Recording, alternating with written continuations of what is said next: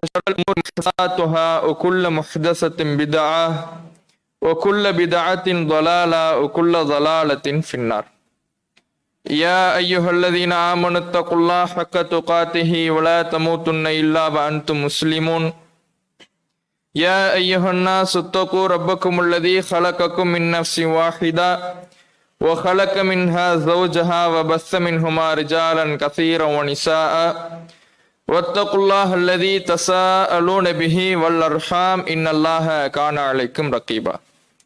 رب اشرح لي صدري ويسر لي أمري واحلل عقدة من لساني يفقهوا قولي ربي زدني علما. எல்லாம் வல்ல ஏக இறைவனின் அன்பும் அருளும் நம் உயிரினு மேலான நபிகள் நாயகம் ஸல்லல்லாஹு அலைஹி வஸல்லம் அவர்கள் மீதும் அவர்களது வாழ்க்கை வழிகாட்டுதல்களை தங்களால் இயன்றளவு பின்பற்றி வாழ்ந்து மறைந்த நபித்தோழர்கள் மீதும் நபித்தோழியர்கள் மீதும் குறிப்பாக இரவு வணக்கத்தை நிறைவு செய்துவிட்டு இங்கு அமர்ந்திருக்கும் நம் அனைவர் மீதும் என்றென்றும் நின்று நிலவட்டுமாக. கண்ணியத்திற்குரிய எல்லாம் வல்ல அல்லாஹுவின் நல்லடியார்களே, சஹாபாக்களின் வாழ்வினிலே என்ற தலைப்பின் கீழாக தொடர்ச்சியாக நபித்தோழர்களின் வாழ்வில் நடந்த சில நிகழ்வுகளும் அந்த நிகழ்வுகள் நமக்கு தருகின்ற பாடங்களும் படிப்பினைகளும் என்ன என்பது பற்றிய தகவல்களை அறிந்து வருகிறோம்.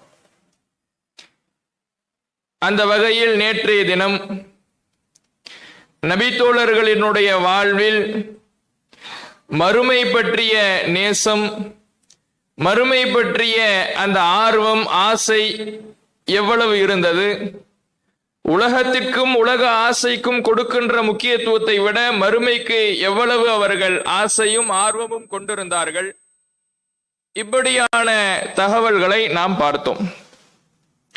அதை தொடர்ந்து இன்றைக்கு நபித்தோழர்கள் தங்களுடைய வாழ்க்கையில் பெற்றோர் என்ற ஒரு நிலையை அடைந்திருக்கின்ற பொழுது தங்களின் பிள்ளைகளிடம் எப்படி அவர்கள் நடந்து கொண்டார்கள், பிள்ளைகளாக இருக்கின்ற நபித்தோழர்கள் தங்களுடைய பெற்றோரிடம் எப்படி நடந்து கொண்டார்கள், அந்தந்த நிகழ்வுகளுக்கு என்ன பாடம் தருகிறது, படிப்பினை தருகிறது, அதிலிருந்து நாம் கற்க வேண்டிய விஷயங்கள் என்ன, இது போன்ற தகவல்களை இன்று நாம் அறியவிருக்கிறோம். அல்லாஹ் ரப்புல் ஆலமீன் தன்னுடைய திருமறை குர்ஆனிலே சொல்லுகிற பொழுது கூ அன்ஃபுஸக்கும் வ அஹ்லீக்கும் நாரா, உங்களையும் உங்கள் குடும்பத்தாரையும் நரக நெருப்பிலிருந்து நீங்கள் காத்துக் கொள்ளுங்கள். நாளை மறுமையிலே நீங்கள் மட்டும் நரகிலிருந்து விடுதலை பெற்றால் போதாது, இந்த உலகத்தில் உங்களுடைய செயல்பாடுகளை நல்ல முறையில் அமைத்துக் கொண்டு இறைவனுக்கு வழிபடுகிற வகையில் அமைத்துக் கொண்டு நாளை என்னை நான் நரகத்திலிருந்து விடுபட்டு சுவனத்தை நோக்கி செல்வதற்கான காரியங்களை செய்கிறேன் என்று உங்களை நீங்கள் சீர்படுத்தினால் மட்டும் போதாது, உங்களையும் உங்கள் குடும்பத்தாரையும் நரகிலிருந்து பாதுகாக்கின்ற வகையிலே உங்களுடைய செயல்பாடுகள் அமைய வேண்டும் என்று இறைவன் தன்னுடைய திருமறை குர்ஆனிலே சொல்லி காட்டுகிறான். அதே போல நபிகள் நாயகம் ஸல்லல்லாஹு அலைஹி வஸல்லம் அவர்கள் சொல்லுகிற பொழுது குல்லுக்கும் ராயின் வ குல்லுக்கும் மஸ்ஊலுன் அன் ரஇய்யத்திஹி, உங்களில் ஒவ்வொருவரும் பொறுப்புதாரிகள், உங்களுடைய பொறுப்பை பற்றி நாளை மறுமையிலே விசாரிக்கப்படவிருக்கிறீர்கள். ஒரு மனிதன் தன்னுடைய குடும்பத்தாருக்கு பொறுப்புதாரி, வஹுவ மஸ்ஊலுன் அன் ரஇய்யத்திஹி, அவர் தன்னுடைய குடும்பத்தின் பொறுப்பு குறித்து நாளை மறுமையிலே விசாரிக்கப்படுவார் என்று அல்லாஹ்வுடைய தூதர் அவர்கள் சொல்லுகிறார்கள். நாம் இந்த உலகத்தில் வாழுகிறோம் என்றால் ஒரு பொறுப்பை சுமந்து கொண்டு வாழுகிறோம்.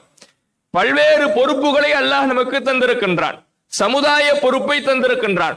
நாம் அனுபவிக்கக்கூடிய இந்த உலகத்தில் வாழுகின்ற நேரத்தில் இந்த உலகத்தை எப்படி பார்க்கிறோம், எப்படி நடந்து கொள்ளுகிறோம் என்ற பொறுப்பை தந்திருக்கின்றான். அந்த வகையில் நமக்குடைய குடும்பம் நமக்கான பொறுப்பு. அந்த பொறுப்பை நாம் எப்படி கையாளுகிறோம், நம்முடைய குடும்பத்தை எப்படி வழிநடத்தி செல்கிறோம், இந்த பொறுப்பு குறித்து நாளை மறுமையிலே விசாரிக்கப்படும். எப்படி உன்னுடைய குடும்பத்தில் நடந்து கொண்டாய், எப்படி உன்னுடைய குடும்பத்தை வழிநடத்தினாய், எப்படி உன்னுடைய குடும்பத்தை பக்குவப்படுத்தினாய், இந்த கேள்விகள் எல்லாம் நாளை மறுமையிலே இறைவனால் உங்களுக்கு தொகுக்கப்படும் என்று இறைவன் அல்லாஹுடைய தூதரவர்கள் நமக்கு இந்த பொறுப்பு குறித்து குடும்பம் ஒரு பொறுப்பு என்பதை உணர்த்துகிறார்கள். அப்ப அத்தகைய பொறுப்பை சுமந்திருக்கிற நாம் நம்முடைய பிள்ளைகள் விஷயத்துல நம்முடைய பிள்ளைகளுக்கு நாம் ஒரு பொறுப்புதாரிகளாக அவர்களை மார்க்க அடிப்படையில் வளர்த்து பக்குவப்படுத்தி மார்க்க நெறிமுறைப்படி நடந்து கொள்கிற ஒழுக்க சீலர்களாக வாழுகிற தங்களுடைய மறுமைக்காக அதிகமான சேமிப்புகளை அதிகப்படுத்துகின்ற மக்களாக நம்முடைய பிள்ளைகளை உருவாக்குவதற்கு நாம் என்ன செய்கின்றோம்? உலக விஷயத்துக்கு நிறைய விஷயம் செய்கின்றோம். உலகத்திலே நம்முடைய பிள்ளைகள் அவர்களுடைய கல்வி எப்படி இருக்கணும் அதற்கு நிறைய முயற்சி செய்யறோம். எந்த ஸ்கூல்ல சேர்த்தா இவன் ஒழுக்கம் உள்ளவனாக ஆவான், எந்த ஸ்கூல்ல சேர்த்தா பழக்க வழக்கங்கள் நல்லா அமையும், எந்த பள்ளிக்கூடத்தில் சேர்த்தால் இவனுடைய கல்வி நல்லா அமையும், நல்ல கோச்சிங் இருக்கும், தேடி பார்க்கிறோம். இங்கிலீஷ் மீடியம் சேர்க்கலாமா, தமிழ் மீடியம் சேர்க்கலாமா, அவனுடைய எதிர்காலத்துக்கு எது வலு சேர்க்கும், அவன் கல்லூரிக்கு சென்றால் அவன் எந்த கோர்ஸை எந்த படிப்பை எடுத்தால் அவனுடைய எதிர்காலத்திற்கு அது நல்ல முறையில் அமையும். இப்படி உலக விஷயம் என்றால் அதிலே நாம் அதிகமான அக்கறை கொள்ளுகிறோம், அதிகமான முக்கியத்துவம் கொடுக்கின்றோம். அதிலே அவனுக்கான உபதேசங்களை அறிவுரைகளை படிக்காமல் அமர்ந்திருந்தால் கூட எடுத்து வைத்து படி என்று கண்டிப்பவர்களாக நாம இருக்கிறோம். ஆனா மார்க்க விஷயத்துல நாம் எப்படி நடக்கிறோம்? மார்க்க உபதேசங்களில் நம்முடைய குழந்தைகளிடத்தில் நம்முடைய பிள்ளைகளிடத்தில் எப்படி நடந்து கொள்ளுகின்றோம்? அல்லாஹ் ரப்புல் ஆலமீன் திருமறை குர்ஆனிலே பல்வேறு வரலாறுகளை நமக்கு சொல்லி காட்டுறான். அதுல லுக்மான் என்கின்ற ஒரு அடியாருடைய வரலாறை இறைவன் மேற்கோள் காட்டுகிறார். அவர் என்ன செய்தார்?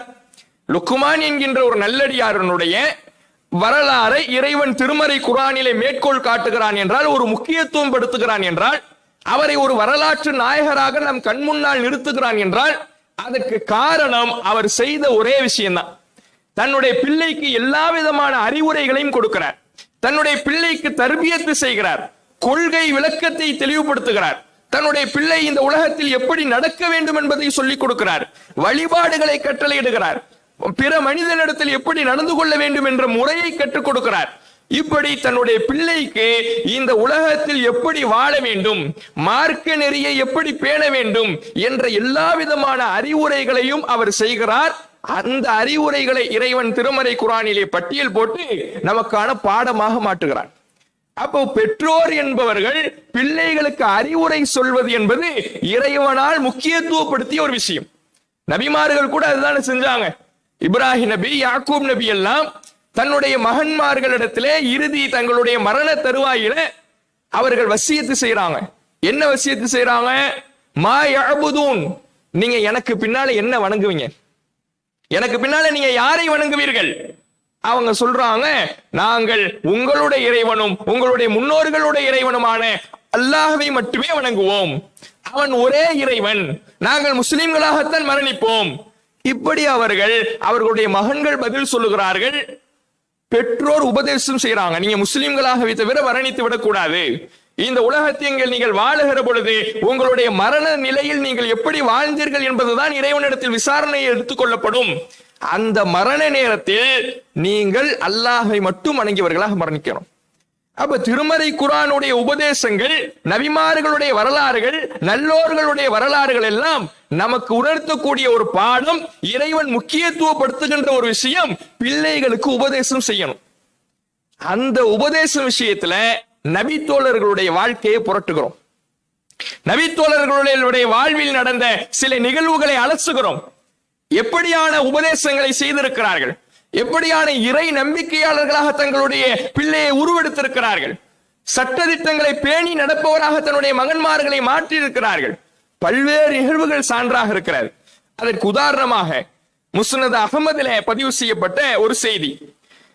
உபாதத் இப்னு சாமித் அப்படிங்கிற நபித்தோழர், இவரை பற்றி நமக்கு தெரியும். இப்ப ஒரு உபாதா ரலியல்லாஹு அவர்கள், இந்த உபாதா ரலியல்லாஹு அவர்கள் மரண தருவாயில் இருக்கிறார், மௌத்து நேரத்தில் இருக்கிறார். அவர் இடத்துல மகன்மார்கள் போறாங்க, இவருடைய மகன் போறார்.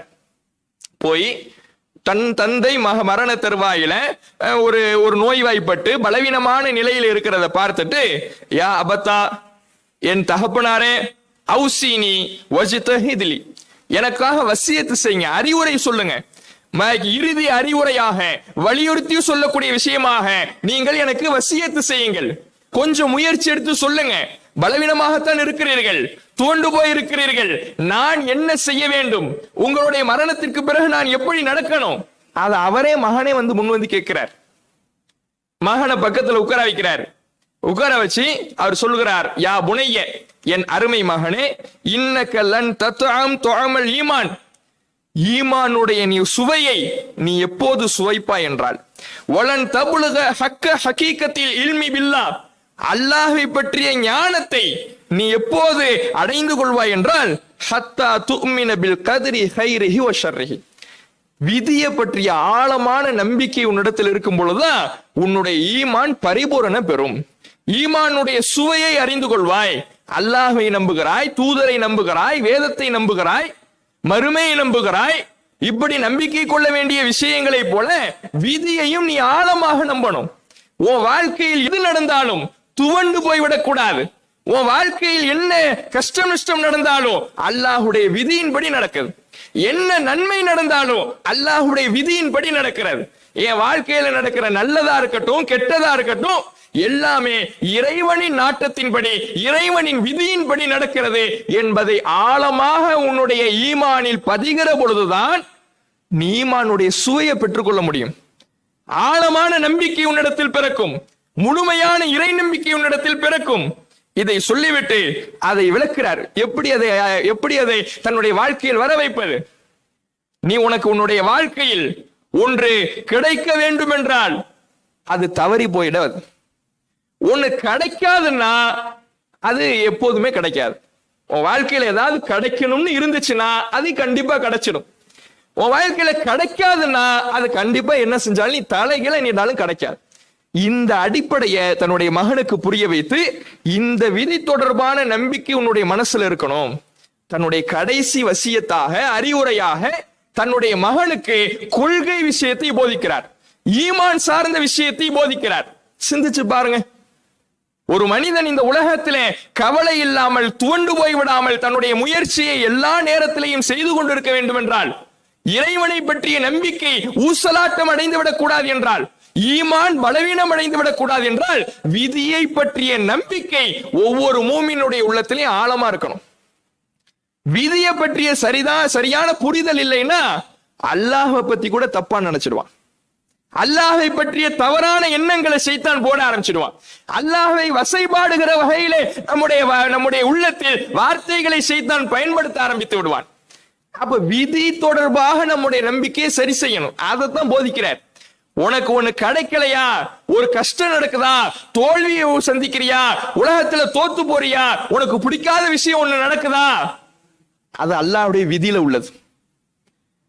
அல்லாஹ்வுடைய விதியில இருக்கிறது உன் வாழ்க்கையில நடக்குது. நீ அதுக்கு போய் தோண்டு போயிட்டு தோத்து போயிட்டனே, நான் அப்படி செஞ்சிருக்கலாமே இப்படி செஞ்சிருக்கலாமே இப்படி எல்லாம் நீ கவலைப்பட்டுக்கிட்டு இருக்காதே. அல்லாஹ்வுடைய நாட்டத்துல உள்ளது நடந்துச்சு. அல்லாஹ் குர்ஆன்ல கூட இந்த அடிப்படையை நமக்கு தெளிவுபடுத்துகிறான். லிகைலா தஅஸு வலா மா ஃபாதக்கும் வலா தஃப்ரஹு பிமா ஆதாக்கும்.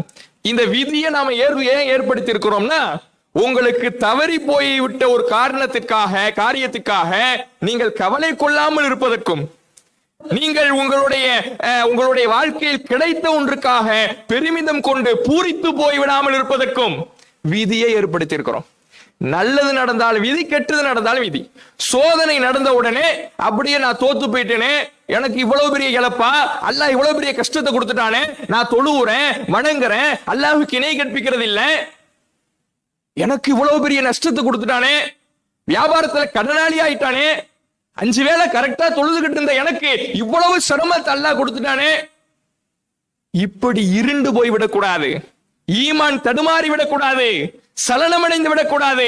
அல்லாஹ் தான் நாடியதை நடத்தி இருக்கிறான்.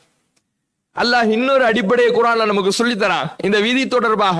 அஸா அன் தக்ரஹு ஷையன், நீங்க ஒரு விஷயத்தை வெறுப்பீங்க, இந்த உலகத்துல தனக்கு நடக்க கூடாது என்று நினைப்பீர்கள். நஷ்டம் வரக்கூடாது, இழப்பு வரக்கூடாது, சோதனை வரக்கூடாது, கஷ்டம் வரக்கூடாது, என் வாழ்க்கை எப்போது சந்தோஷமாகவே இருக்கணும், மகிழ்ச்சியாகவே இருக்கணும், இப்படி கஷ்டம் வந்து விடக் கூடாது என்று ஒரு காரியத்தை நீங்கள் வெறுப்பீர்கள். வஹுவ கைருன் லக்கும், ஆனா அதுல உங்களுக்கு ஒரு நன்மை இருக்கும். எது நடக்க கூடாதுன்னு நினைக்கிறீங்களோ அது அல்லாஹ் நடத்தி காட்டுவான், உங்க வாழ்க்கையில இடம் பெறும். ஆனா அதுல இருக்கிற நன்மையை நீங்க உங்களால புரிஞ்சுக்க முடியாது. நீங்க ஒரு காரியத்தை விரும்புவீங்க, வேணும் வேணும் நினைப்பீங்க, கடைசி வரை கிடைக்காம போகும். சில விஷயங்களை நாம விரும்புவோம், வேண்டும் என்று நினைப்போம், இப்படிதான் நடக்கணும்னு நாம நினைப்போம், இப்படிதான் என் வாழ்க்கை போகணும்னு நினைப்போம். நீங்க விரும்புவீங்க, ஆனா உங்க வாழ்க்கையில நடக்காது. அப்படி நீங்கள் விரும்பியது வஹுவ ஷர்ருல் லக்கும், உண்மையில் அது கேடாக இருக்கும். அதனாலதான் அல்லாஹ் உங்க வாழ்க்கையில அது கொடுக்கல. உங்க வாழ்க்கையில ஒண்ணு தவறி போகுது, நீங்க விரும்பினது தவறி போகுதுன்னா அது உண்மையில் உங்களுக்கு கெட்டது அல்லாஹ்வுடைய பார்வையில். நீங்க ஒண்ணு விரும்புறீங்க, அது நடக்கலையா, அது கெட்டது, அதனாலதான் அல்லாஹ் உங்களுக்கு கொடுக்கல. இந்த அடிப்படையை அல்லாஹ் ரப்புல் ஆலமீன் குர்ஆன்ல நமக்கு பதிவு செய்கிறான். இதை தன்னுடைய மகனுக்கு இறுதி வசியத்தை செய்றார். ஏன் இதை செய்யணும் சிந்திச்சு பாருங்க. ஒரு மனிதனிடத்தில் இந்த விதி நம்பிக்கை ஆழமாக பதிந்தால்தான் அவன் ஈமான் தடுமாறாம இருக்கும். அல்லாஹ் குர்ஆன்ல 2 விதமான ஈமான சொல்றான். ஒரு ஈமான் எந்த ஒரு நிலை வந்தாலும், எவ்வளவு கஷ்டம் வந்தாலும், சோதனை வந்தாலும், சிரமம் வந்தாலும் தடுமாறிடாத ஈமான். அந்த ஈமானுக்குத்தான் சொர்க்கம் இருக்குதுன்னு அல்லாஹ் வாக்களிக்கிறான். இன்னொரு ஈமானை பத்தி பேசுறான். அந்த ஈமான் யார்? ஒமினன் நாஸ், மக்களில் சிலர், மை அபுதுல்லாஹ அலா ஹர்ஃபின், ஒரு ஓரத்தில் நின்றவனை போல அல்லாஹ்வை வணங்குவார்கள். அல்லாஹ்தான் வணங்குவாங்க, யாரோ அது வேற இறைவனை வணங்கக்கூடியவர்கள் அல்ல, வேறு கடவுளை கற்பனை செய்பவர்கள் அல்ல, அல்லாஹ் ஒருவனை மட்டும் வணங்கக்கூடியவர்கள். ஆனால் ஒரு ஓரத்துல நிக்கிற மாதிரி வணங்குவாங்க. அப்படின்னா என்ன? தடுமாறுவாங்க. ஒரு மலை உச்சியில ஓரத்துல ஒரு மனிதன் நிற்கிறான். அவன் எப்படி எந்த நிலையிலையும் அந்த பக்கம் சரிந்து விடலாம், சாய்ந்து விடலாம் என்கின்ற அளவுக்கு பலவீனமாக இருப்பானோ அது போல பலவீனமாக வணங்குவார்கள். அவர்களுக்கு ஒரு நன்மை ஏற்பட்டால் இத்மஅன்னபிஹி, அவர்கள் நிம்மதியாக வாழ்வார்கள், சந்தோஷமாக மகிழ்ச்சியாக கடந்து போவார்கள். இதா அஸாபத்துஹு ஃபித்னா, அதே சமயம் அல்லாஹ் ஒரு சோதனையை கொடுத்துட்டானா, நன்மை வந்த பொழுது பூரித்தவர்கள், நன்மை வந்த பொழுது நிம்மதியாக கடந்து சென்றவர்கள், மகிழ்ச்சியாக வாழ்ந்தவர்கள், ஒரு சோதனையை, ஒரு கஷ்டத்தை அல்லாஹ் இப்படி ஈமான சோதித்து பார்க்கிறதுக்கு சுண்டி விட்டான்னா, ஒரு சோதனை அல்லாஹ் கொடுத்தான்னா இன்கலபாலா வஜிஹி, அப்படியே தலைகளாக புரண்டுடுவார். அதுவரை அல்லாஹ் வணங்கிக்கிட்டு இருக்கிறேன், அல்லாஹ் தான் என் இறைவன், அல்லாஹ் நம்பி இருக்கிறேன், மறுமையை நம்பி இருக்கிறேன் என்று இந்த மார்க்க செயல்பாடுகள் வழிபாடுகளில் இருந்தவர் ஒரு கஷ்டம் வந்த உடனே அப்படியே தலைகளாக புரண்டுடுவார். வியாபாரத்துல நஷ்டம், வியாபாரத்தில் கடன், குடும்பத்தில் மகிழ்ச்சி இல்லை, நீண்ட நாட்களாக குழந்தை இல்லை, எனக்கு என்னுடைய வாழ்க்கையிலே என்னோடு இருந்தவர்கள், என்னோடு வாழ்ந்தவர்கள், என்னுடைய நண்பன், என்னுடைய நான் பெற்றெடுத்த குழந்தை, என்னுடைய பெற்றோர், அவர்கள் எல்லாம் மரணித்து விட்டார்கள். இப்படி கஷ்டத்தை சந்திக்கும் பொழுது அப்படியே தலைகீழாக புரண்டுடுவார். நன்மை வந்த போது நிம்மதியா இருந்தவர், அல்லாஹ் நம்மளை இப்படி கை விட்டுட்டானே, கஷ்டத்தை கொடுத்துட்டானே, தோல்வியை கொடுத்துட்டானே, நான் நினைச்சு கூட பார்க்கலையே, இப்படி தலைகீழாக புரண்டு பேசுவார்கள். ஹசிர துன்யா வல் ஆகிரா, அவர்களுக்கு இந்த உலக வாழ்க்கையும் நஷ்டமாயிடும், மறுமை வாழ்க்கை நஷ்டமாயிடும். அல்லாஹ்வை பத்தி தவறான ஒரு எண்ணம் வந்து விடுகிற பொழுது மறுமை வாழ்க்கை நஷ்டமாவது சரி, உலக வாழ்க்கை நஷ்டமாயிடுங்கிறான் அல்லாஹ். ஏன்? ஏன்னா விதி பற்றிய நம்பிக்கை எங்க போயிடும். விதி பற்றிய நம்பிக்கை போயிடுச்சுன்னா அவருடைய உள்ளத்தில் கவலை அப்படியே எஞ்சி நிற்கும். அல்லாஹ்வுடைய நாட்டம் தான் கடந்து போகல, அந்த மாட்டிக்கிட்ட பிரச்சனையிலேயே சோதனையிலே சிக்கி அந்த கவலையிலேயே உட்கார்பவர் அடுத்த கட்ட முயற்சிக்கு போக மாட்டார், அடுத்த கட்ட செயல்பாடு இருக்காது. கவலை ஒரு மனிதனுடைய உள்ளத்தில் அப்படியே ஆக்கிரமித்து விடுகிற பொழுது எந்த செயல்பாடு இல்லாம முடங்கி போயிடுவார். அதனாலதான் உலக வாழ்க்கையும் தோல்வி ஆயிடுங்கிறாள். அப்ப இது மாதிரியான ஒரு அந்த விதி புரிதல் இல்லாத பொழுது இப்படியான ஒரு நிலை ஏற்படுங்கிறதுனாலதான் தன்னுடைய மகனுக்கு விதியை பற்றிய புரிதலை இறுதி வசியத்தை செய்றார். இன்றைக்கு நாம செய்கிறோமா? நாம பிள்ளைக்கு, நம்முடைய குழந்தைங்களுக்கு, நாம பெற்றெடுத்த பிள்ளைகளுக்கு கல்வியை பற்றி விழிப்புணர்வை கொடுக்கக்கூடியவர்கள், உலக விஷயத்தை பற்றி விழிப்புணர்வு கொடுக்கக்கூடியவர்கள், அதெல்லாம் கொடுக்க வேண்டியதுதான், மாற்று கருத்து இல்ல. அதுக்கு எப்படி கொடுக்கிறோமோ மார்க்க விஷயத்தை பத்தி கொடுக்கணும்ல. யாராவது மார்க்கத்தை பத்தி பேசி இருக்கிறோமா? பிள்ளைகிட்ட கொள்கையை பற்றி விவரித்து இருக்கிறோமா? இறையச்சத்தை பற்றி போதித்து இருக்கிறோமா? அல்லாஹ் நம்ம எப்படி கண்காணிச்சுக்கிட்டு இருக்கிறான், அவனுடைய பார்வையிலிருந்து எப்போதும் தப்ப முடியாது. அவனுடைய பார்வை நம் மீது இருக்கிறது. நம்மை கண்காணிப்பதற்காக நம் கழுத்தில் ஒரு ஏட்டை இறைவன் தொங்கிட்டு இருக்கிறான். வானவர்கள் நாம சொல்லுற ஒரு வார்த்தையை கூட விடாம எழுதிக்கிட்டு இருக்கிறாங்க. மறுமையிலால நம்முடைய உடல் பாகங்கள் எல்லாம் கூட நம்முடைய செயல்களுக்கு சாட்சியாக அல்லாஹ் இடத்துல பேசும். இதையெல்லாம் சொல்லி இறையச்சத்தை என்றைக்காவது நம்முடைய பிள்ளைகளுக்கு சொல்லி கொடுத்திருக்கிறோமா? போதிச்சிருக்கிறோமா? பள்ளி விஷயத்துல, ஸ்கூல் விஷயத்துல இன்னைக்கு என்ன பாடம்? ஏன் பாடம் படிக்கல? ஸ்கூல் போயிட்டு வந்து பேக்கு திறக்காம அப்படியே கிடக்குது. இதை கேட்க தெரியற நமக்கு, இதுக்கு முக்கியத்துவம் கொடுக்கிற நாம கொடுக்க வேண்டியதுதான். அதுக்கு அதை விட மிக முக்கிய மறுமை வாழ்க்கை இல்லையா? நம்முடைய குழந்தைகளை ஒழுக்க சீலர்களாக மாற்ற வேண்டிய பொறுப்பு நமக்கு இல்லையா? அதை நாம செய்யறதே கிடையாது. சரி, நான் சொல்லல, எனக்கு தெரியல, மார்க்கத்தை குர்ஆன் வசனத்தை சொல்லி ஹதீஸை சொல்லி உபதேசம் செய்ய எனக்கு தெரியல. ஒரு டிவி இருக்கு நம்ம வீட்டுல, போன் இருக்கு, ஒரு பயான பிளே பண்ணி விட்டு கொள்கையை தெளிவுபடுத்துகிற இறையச்சத்தை போதிக்கிற ஒரு பயான போட்டுட்டு நானும் உட்கார்றேன், நீயும் உட்கார்ற, கேளு, என்ன கருத்து சொல்லப்படுது, காதுல வாங்கு சொல்லி இருக்கிறோமா? என்னைக்காவது யாராவது ஒரு ஆள் சொல்லி இருக்கிறோமா? பிள்ளைகளுக்கு மார்க்கத்தை போதிப்பதிலே ஒரு அலட்சியம் கொள்கிறோமே. இதுதான் அவனுடைய உள்ளத்துல ஆழமா பதியுது. எது பதியுதுன்னா, நம்ம செய்யாம விடுறோம்ல, செய்யாம விடுவதுதான் அவனுடைய உள்ளத்துல ஆழமாக பதியுது. அவன் பார்க்கிறான், சின்ன பிள்ளையில இருந்து பார்க்கிறான். நம்ம வாப்பா ஸ்கூல் விஷயம்னா கேட்கிறாரு, காலேஜ் விஷயம்னா கேட்கிறாரு, இப்படி உலக விஷயம் என்னெல்லாம் இருக்குதோ அதையெல்லாம் பத்தி கேள்வி கேட்கிறாரு, ஸ்கூல்ல வந்து விசாரிக்கிறாரு. நாம தொழுதோமாங்கிறதுல அக்கறை செலுத்தல. நமக்கு இறையச்சத்தை பத்தி இதுவரை வாய் திறந்து பேசுறது இல்ல, கொள்கையை பத்தி சொல்லி கொடுத்தது இல்ல, இணை வைப்புனா என்னங்கிறத தெளிவுபடுத்துறது இல்ல. இது அவன் மனசுல சின்ன பிள்ளையில இருந்து பதிஞ்சு உலகம் தான் முக்கியம் நம்ம அப்பாவே நமக்கு தெளிவுபடுத்துற செயல்பாடின் மூலமாக தெளிவுபடுத்துறாரு. மறுமையெல்லாம் ரெண்டாம் பட்சம் தான். அதுதானே உணர்வான். சின்ன பிள்ளையில இருந்து எதை பார்த்து வளர்றாங்களோ அதை பிரதிபலிக்கின்ற கண்ணாடி பிம்பங்கள் தான் நம்முடைய பிள்ளைகள். அந்த கண்ணாடி பிம்பங்கள் நம்மை பார்க்கிறது, சிறிய பிராயத்திலிருந்து நம்முடைய செயல்பாடுகளை அலசுகிறது, கண்காணிக்கிறது. நாம பேசுற பேச்சு மட்டும் கேட்கல, காதுல வாங்கிக்கல, நம்ம என்ன செய்யறோம், எப்படி பார்க்கிறோம், அவன் எப்படி நடந்துக்கிறோம், எதுக்கு முக்கியத்துவம் கொடுக்கிறோம், எல்லாத்தையும் அவன் அனலைஸ் பண்றான். நம்ம பெற்றோரே நமக்கு வந்து உலகத்தை தான் அதிகமா முக்கியத்துவம் கொடுத்து பேசுறாங்க, மார்க்கத்தை பத்தி வாய் திறக்கல. அப்ப அதுதான் ஃபர்ஸ்ட், இது ரெண்டாம் பட்சம். இந்த முடிவுக்கு வந்துடுறான். அப்ப நாம நம்முடைய பிள்ளைகளிடத்துல மார்க்கம் குறித்த அறிவுரைகளை அவ்வப்போது சொல்ல வேண்டும். இன்னும் பார்க்கிறோம், இந்த உபாதத்து இப்னு சாமித் ரலியல்லாஹு அன்ஹு அவர்களை போலவே உமைர் என்கின்ற ஒரு நபித்தோழர்,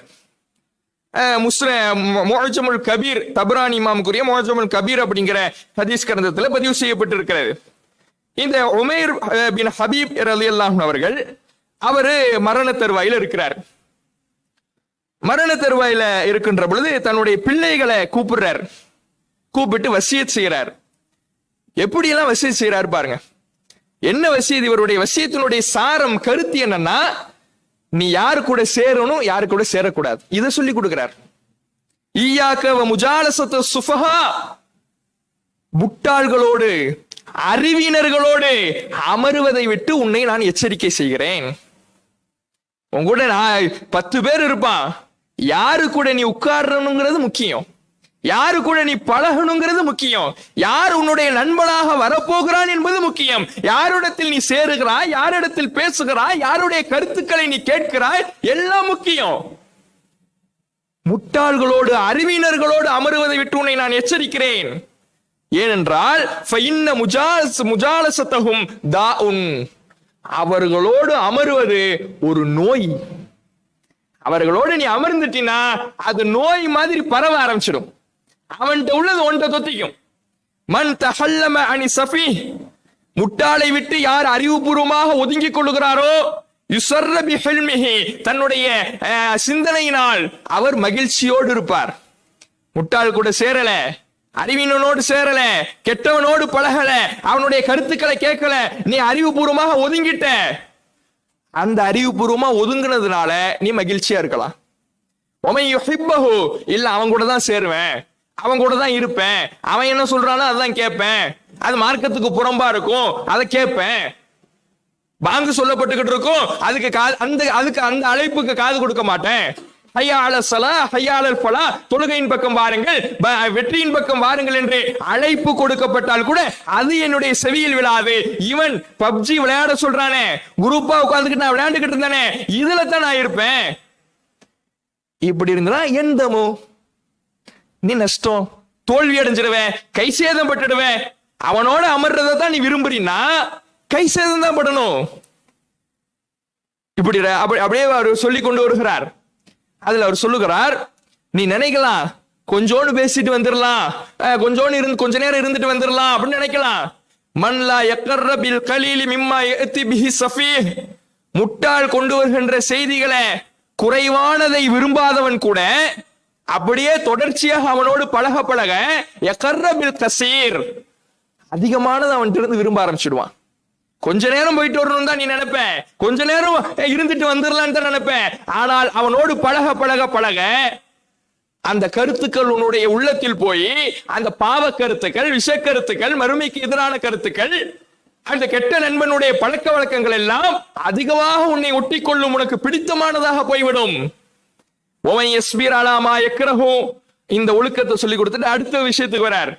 உமை யஸ்பீர் அலா மா யக்ரஹு யுத்ரிக் மா யுஹிப்பு, நீ ஒரு விஷயம் உனக்கு கிடைக்கல, உனக்கு பிடிக்கல, நீ வெறுக்கிற அப்படின்னா பொறுமையாயிரு. அல்லாஹ் கொடுக்கலையான்னு கவலையில ஒப்பாரி வைக்காத, பொறுமையாயிரு. பொறுமையா இருந்தீன்னா அல்லாஹ் உனக்கு நீ விரும்பினதை கொடுப்பான், நல்ல கூலியை கொடுப்பான். பொறுமைக்கு மிகச்சிறந்த வெகுமதி இருக்கிறது.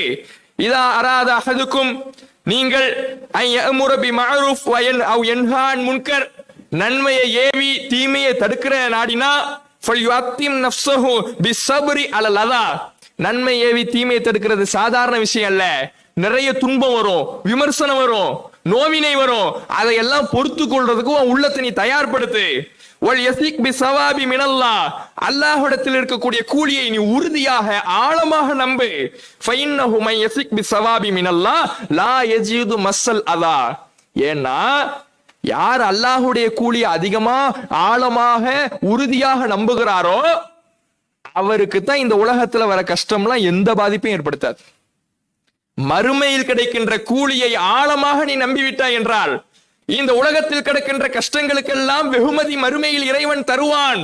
இறைவன் நன்மையை அள்ளி வழங்குவான், எனக்கு மாளிகையை தருவான், சுவனத்து இன்பங்களை தருவான். இப்படி நீ மறுமையின் நினைப்போடு மறுமை நம்பிக்கை ஆழமாக உன் உறுதியாக உன்னுடைய உள்ளத்தில் இருக்கும்னா இந்த உலகத்தில் இருக்கின்ற அந்த நோவினை, கஷ்டம், அதெல்லாம் எதுவும் வாழ்க்கையில நடந்தாலும் உனக்கு பெருசா தெரியாது. எப்படி சொல்லி கொடுக்கிறார் பாருங்க. மறுமை மார்க்க விஷயத்தையும் மறுமை விஷயத்தையும் போதிக்கிறார். இந்த உலகத்துல நீ நன்மை ஏவி நட, தீமையை தடுத்து நட. அப்ப கஷ்டம் வரும், அதை பொறுத்துக்க. வர கஷ்டத்துக்கெல்லாம் முடங்கி போய் உட்கார்ந்துடாத, பொறுமையாயிரு. பொறுமையா இருந்தீனா உனக்கு அல்லாஹ் இடத்துல விரும்பினது நீ கிடைக்கும். அல்லாஹ் இடத்துல உள்ள கூலியை மட்டும் நீ உறுதியா நம்பு. உறுதியா நம்பிட்டினா இந்த உலகத்துல கிடைக்கிற எந்த கஷ்டமும் உனக்கு பெருசா தெரியாது. நீ யாரு கூட சேரணும், யாரு கூட சேரக்கூடாது, நல்லவன்ட்டு சேரு, அறிவாளிட்டு சேரு, குர்ஆன் ஹதீஸ் தொடர்புல உள்ளவன்ட்டு சேரு, கெட்டவன்ட்டு போய் சேராத. சில போயிட்டு வந்துடுற நினைச்சா கூட கடைசியில் அங்கதான் போய் நீ முடியணும். அதனால போயிடாத, எச்சரிக்கையாயிரு. இப்படி உபதேசம் செய்கிறார். சிந்திச்சு பாருங்க. லுக்மான் என்ற நல்லடியார், அவரும் இதைத்தானே உபதேசம் செஞ்சதாக திருமறை குர்ஆன் அல்லாஹ் சொல்கிறான். யா புனைய, என் அருமை மகனே, அக்கீமி ஸலா, தொழுகை நிலைநாட்டு, வஅமுர் பில் மஅரூஃப், நன்மையை ஏவு, வன்ஹா அனில் முன்கர், தீமையை தடை, வஸ்பிர் அலா மா அஸாபக், உனக்கு ஏற்படுகின்ற கஷ்டங்களின் பொழுது நீ பொறுமையை மேற்கொள். இன்னதாலிக மின் அஸ்மில் உமூர், அதுதான் உறுதியான மனதில் இருக்கக்கூடிய ஒரு காரியம், உறுதிமிக்க காரியங்களில் உள்ளது. அந்த குமான் என்கின்ற அடியார் செய்த அந்த உபதேசத்தை இறைவன் குர்ஆனிலே முக்கியத்துவம் கொடுத்து நமக்கு பாடமாக சொல்றானே, அது மாதிரி இந்த உமைர் ரலியல்லாஹு அவர்கள் தன்னுடைய மகன்களுக்கு உபதேசம் செஞ்சிருக்கிறார். நாம செய்கிறோமா?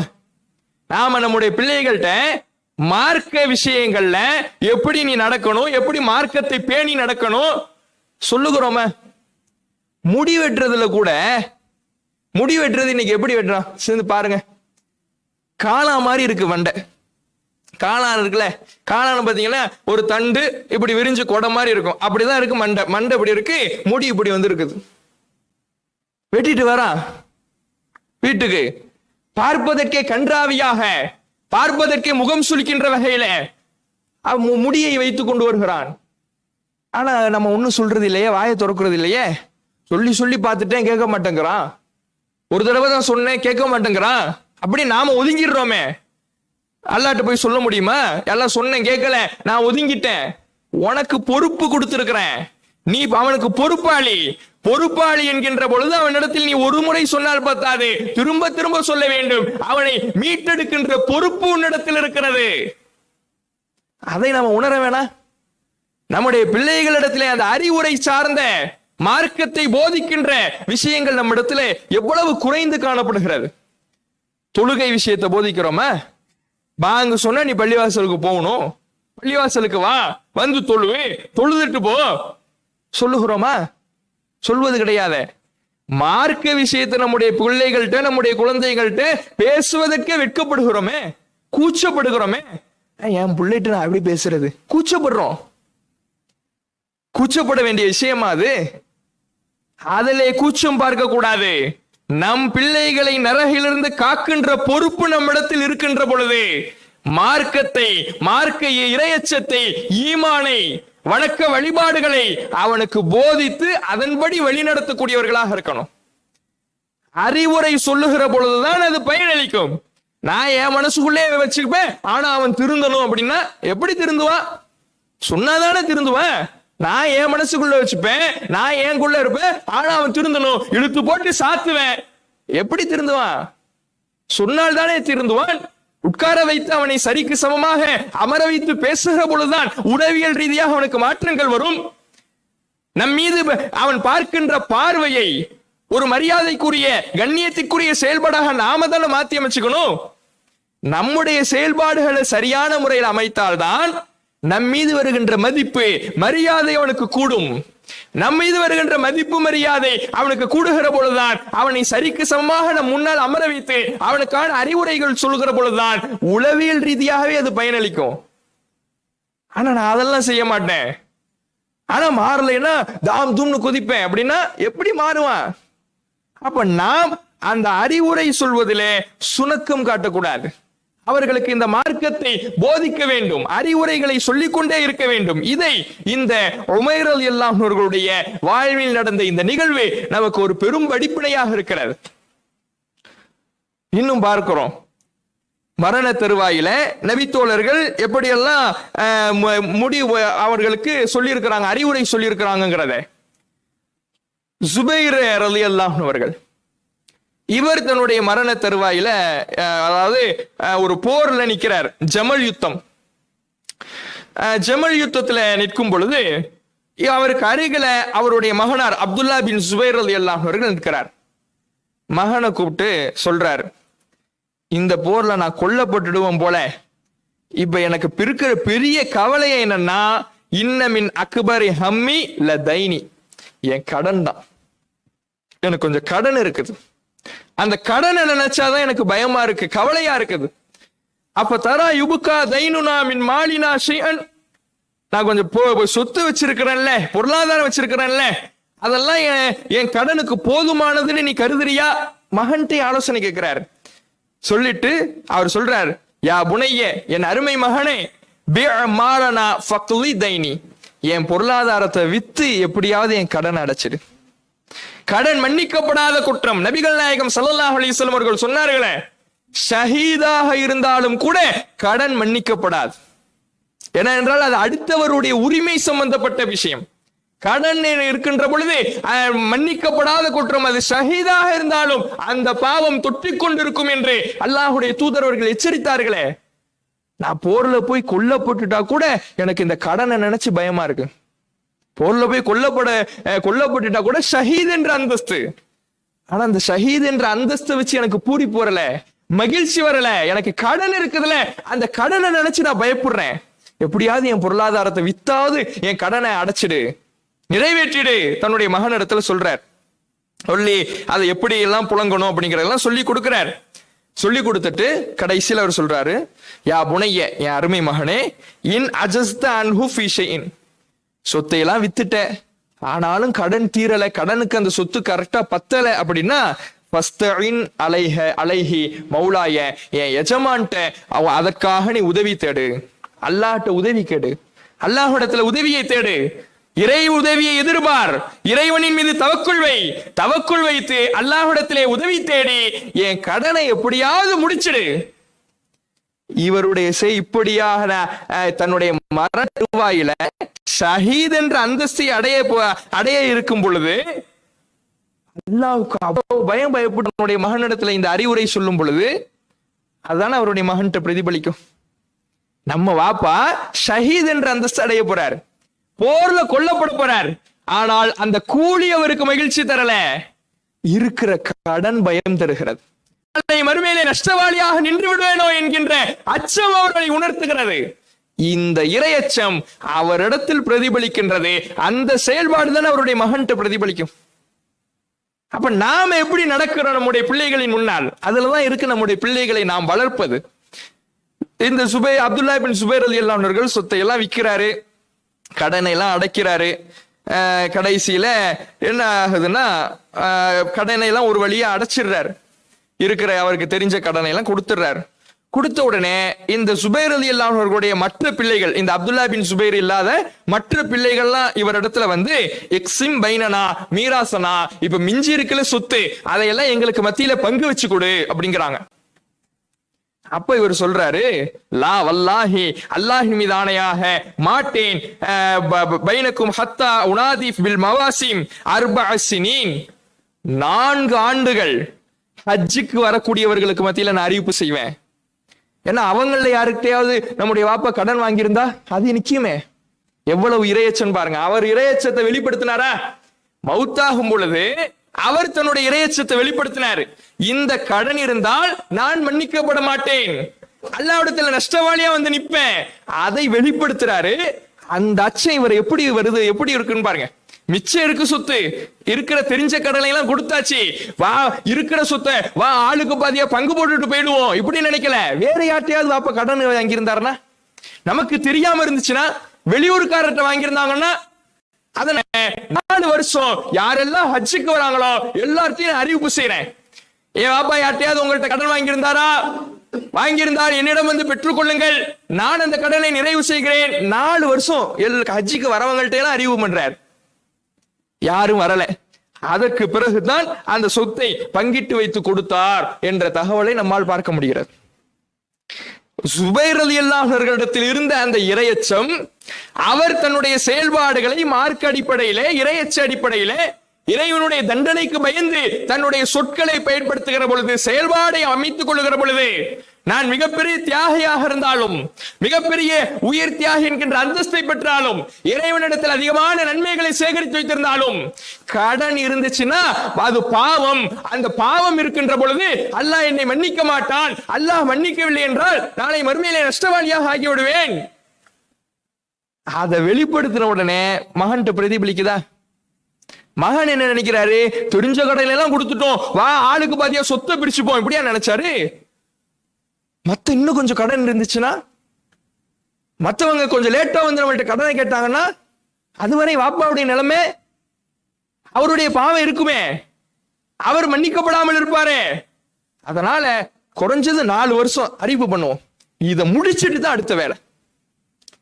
அதுதான் இரையச்சத்தினுடைய செயல்பாடு, வெளிப்பாடு. நாம நம்முடைய பிள்ளைகளின் முன்னால எப்படி நடந்துக்கிறோம், எதை வெளிப்படுத்துகிறோம், எப்படி பேசுகிறோம், என்ன கருத்தை மொழிகிறோம். நாம நம்ம பிள்ளைங்க முன்னாடி பொய் பேசுனா அவன் மனசுல என்ன பதியும்? பொய்யெல்லாம் பேசிக்கலாம் போல, பிரச்சனை இல்லை போல இருக்கு, அப்படிதான் அவன் மனசுல பதியும்.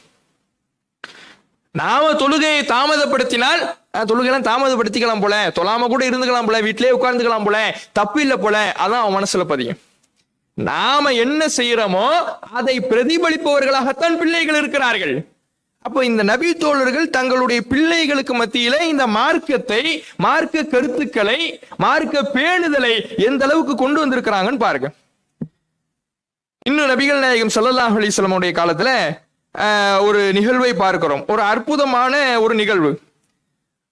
உம்மு சுலைம் ரலியல்லாஹு அன்ஹா அவர்கள், அவருடைய மகன் அனஸ் ரலியல்லாஹு அன்ஹு அவர்கள் தெரியும் நம்மளுக்கு.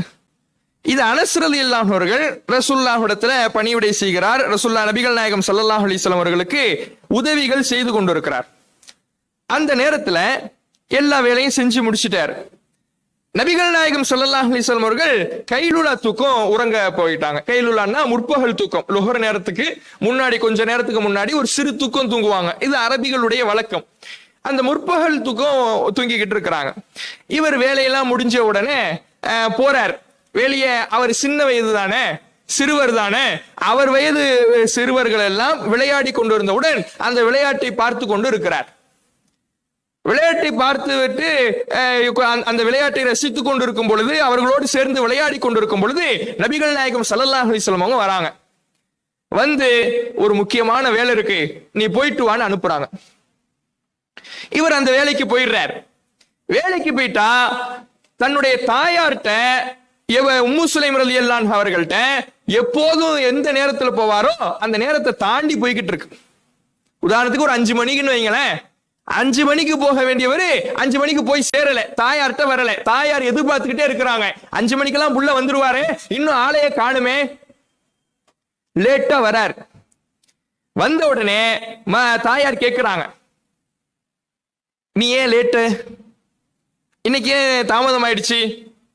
இல்ல, ரசூலுல்லாஹ்வுக்காக ஒரு வேலைக்காக ரசூலுல்லாஹ் அனுப்புனாங்க, அதுக்காக நான் போயிருந்தேன். அப்படியா, என்ன வேலை அப்படிங்கிறாங்க. இல்ல, அது ரசூலுல்லாஹ் ரகசியம்னு சொன்னாங்க. அப்படியா, நபிகள் நாயகம் ஸல்லல்லாஹு அலைஹி வஸல்லம் அவர்களுடைய ரகசியமா? ஆமா. அப்படின்னா ஃபஹ்ஃபல், அந்த ரகசியத்தை நீ பாதுகாத்து, ரகசியத்தை நீ பேணிக்க, யார்கிட்டையும் நீ அறிவிச்சிடாத அப்படின்னு சொல்லி கொடுக்குறாங்க. அமானிதத்தை பேணுவதை தன்னுடைய பிள்ளைக்கு வலியுறுத்துறாங்க. எப்படியான ஒரு அழகான உரையாடல்னு பாருங்க. அந்த அழகான நிகழ்வை பாருங்க. மக லேட்டா வராரு. லேட்டா வந்த உடனே வா, எந்த நேரத்துல நீ வந்தாலும் பரவாயில்ல, அப்படியே இருந்துக்கோ சொல்லி அனுப்பல. ஏன் லேட்டு கேட்கிறாங்க. இன்னைக்கு கேட்கிறோமே, 10 மணி, 11 மணி, 12 மணி, நினைத்த நேரத்தில் வருவது, நினைத்த நேரத்தில் வெளியில் போவது. இப்படி இருந்தால் பிள்ளைகளின் மீது கண்காணிப்பு இருக்குமா?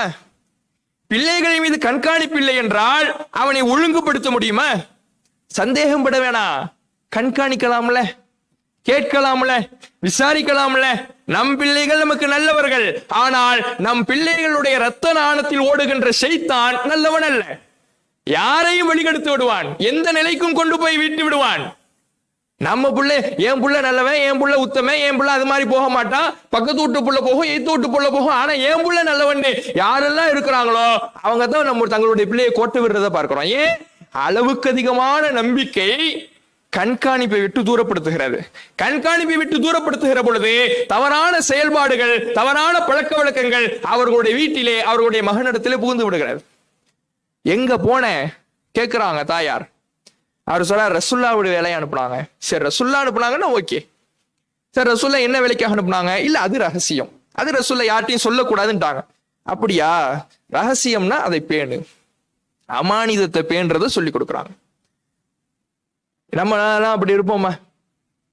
ஒரு அமானிதம் என்கின்ற பொழுது, ஒரு அமானிதமா ஒரு பொருள் வச்சிருக்கிறான்னு வைங்களேன், செய்தியை விடுங்க, ஒரு பொருள் வச்சிருக்கிறான், இது அமானிதம் அப்படின்ட்டு, அது எடு என்னன்னு பார்த்துட்டு வைப்போம்.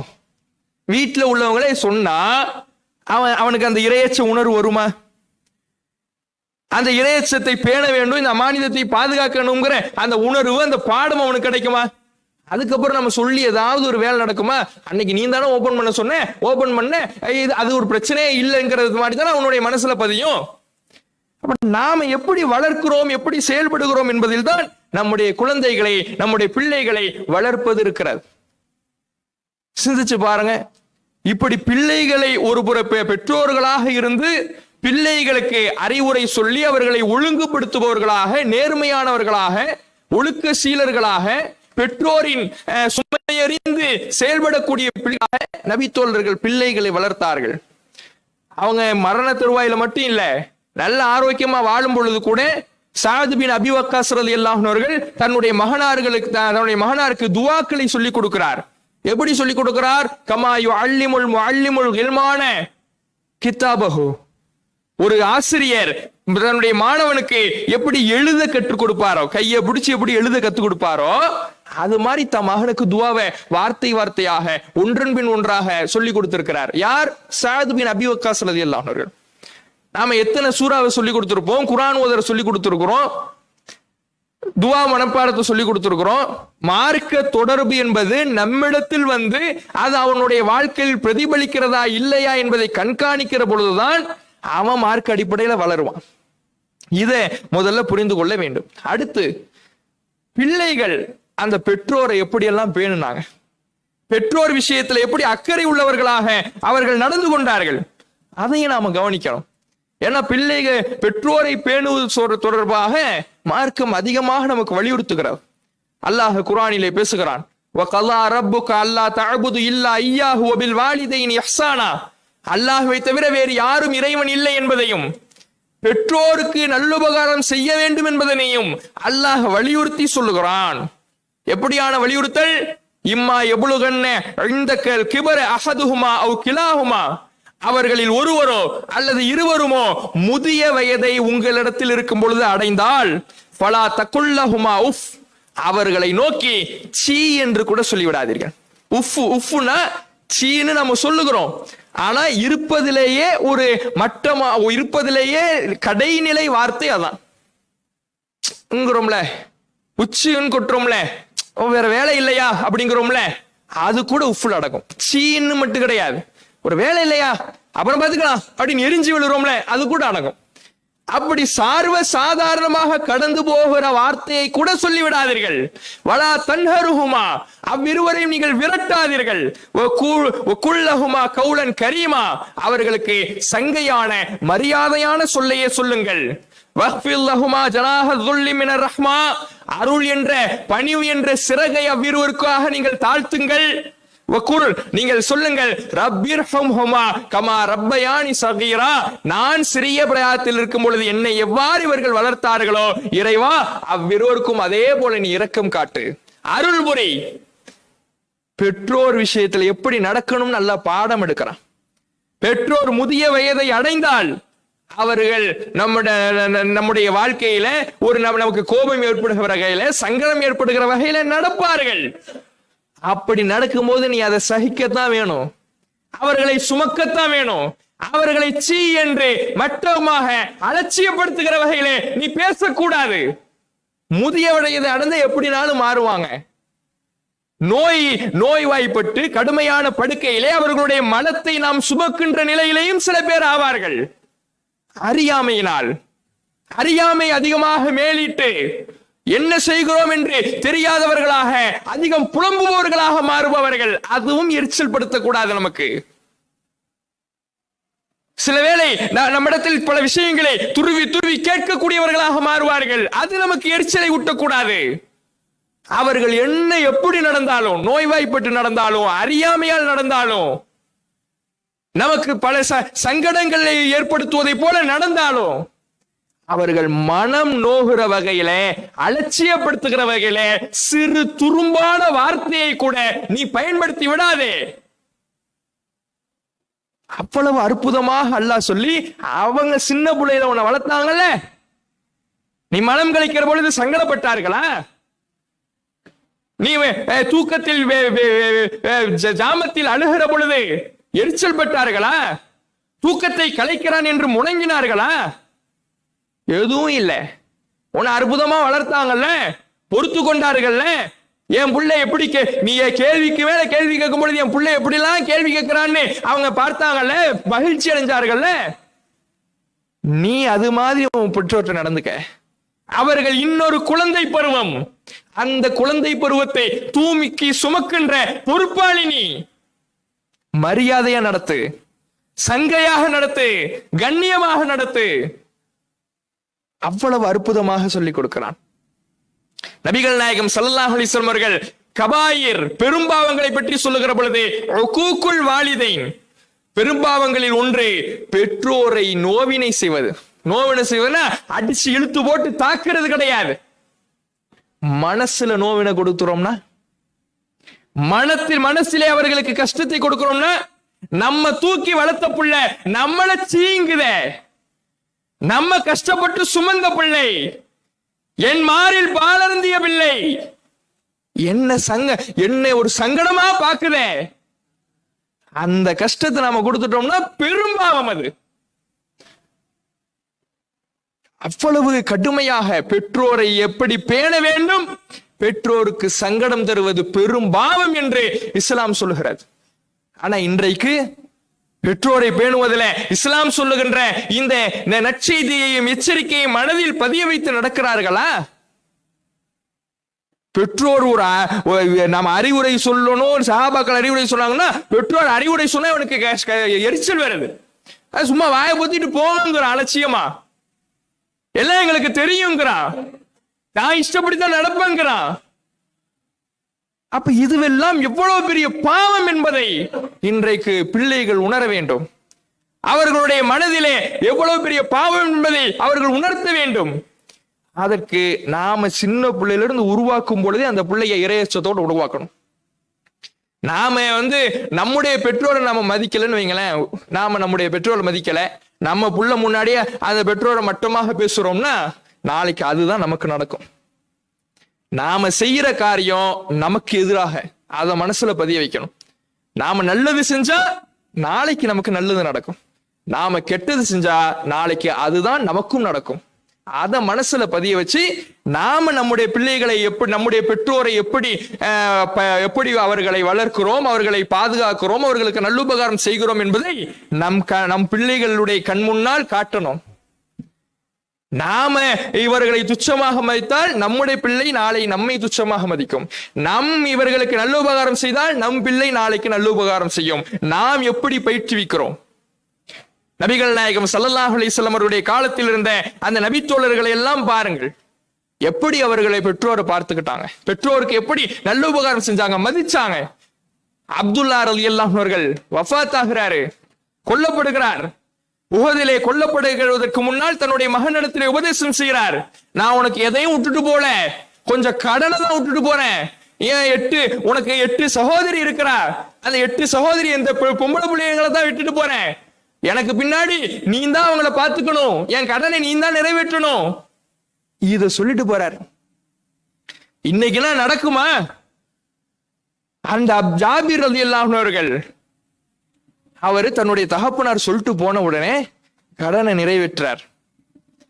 என் தகப்பனார் எனக்கு பிறகு 8 சிறு சிறு சகோதரிகளை விட்டு சென்றிருக்கிறார். அதனால் நான் புதிதாக திருமணம் ஆகாத ஒரு பெண்ணை நான் திருமணம் முடித்துக் கொண்டேன் என்றால் அந்த பெண்ணு சிறிய வயசா இருப்பா, பக்குவம் இல்லாம இருப்பா. இந்த என்னுடைய தங்கைமார்களை எப்படி நிர்வகிக்க வேண்டும் என்பது அவளுக்கு தெரியாது, புரிந்துணர்வு இருக்காது.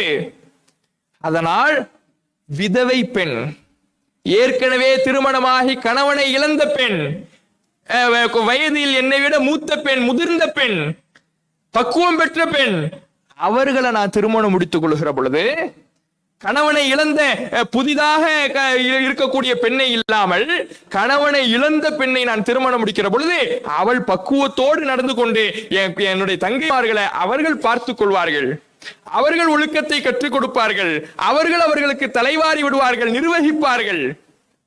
எப்படி நடக்கிறாரு பாருங்க பிள்ளைங்க, எப்படி பிள்ளை வளர்த்திருக்கிறார் அப்துல்லா ரலியல்லாஹு அவர்கள்.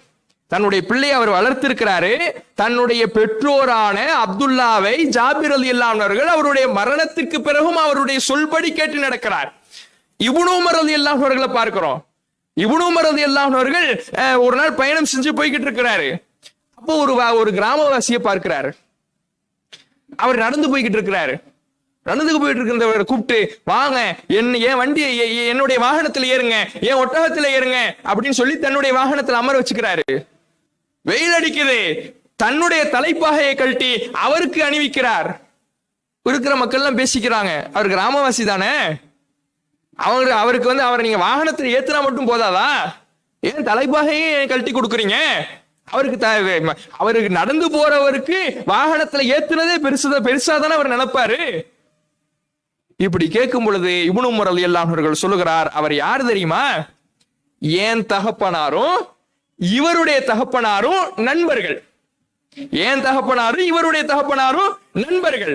நபிகள் நாயகம் ஸல்லல்லாஹு அலைஹி வஸல்லம் அவர்கள் சொன்னார்கள், யார் இன்ன அபர்ரல் பிர்ரி சிலத்துர் ரஜ்லி அஹ்லி உத்தி அபிஹி, அது மிக நல்லுபகாரம் செய்தவர், பெற்றோருக்கு நல்லுபகாரம் செய்பவர் யார் என்றால், தன்னுடைய தகப்பனாருக்கு யார் நேசத்திற்குரியவரோ அவருடைய குடும்பத்தாரை இணைத்து வாழ்வருவர் தான் அதிகமாக நல்லுபகாரம் செய்தவர். ரசூலுல்லாஹ் சொன்னாங்க, ஏன் தகப்பனாரை பேணணும், தகப்பனாருக்கு விருப்பமா இருப்பார்ல, நண்பர்கள் இருப்பாங்கல்ல, அவர்களுடைய உறவையும் நான் பேணணும்.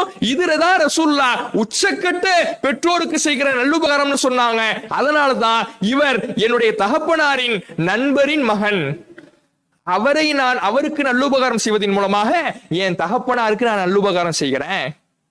இப்னு உமர் ரலியல்லாஹு அன்ஹு இப்படி பெற்றோருக்கு நல்லுபகாரம் செய்வதிலே தேடி தேடி, அவர்களை மதிப்பதிலே தேடி தேடி, தங்களுக்கு எவ்வளவு சங்கடங்கள் கஷ்டங்கள் வந்தாலும், தங்களுடைய வாழ்க்கையை சந்தோஷமாக வாழ முடியாத நிலை வந்தாலும், புதிதாக திருமணம் முடிக்கின்ற பெண்ணை இல்லாமல் விதவை பெண்ணை நாடுகிற ஒரு நிலை வந்தாலும், கடன் சுமை தங்கள் மேல் சுமத்தப்பட்டாலும், என் பெற்றோரை பேணுகிற பொறுப்பு எனக்கு இருக்கிறது.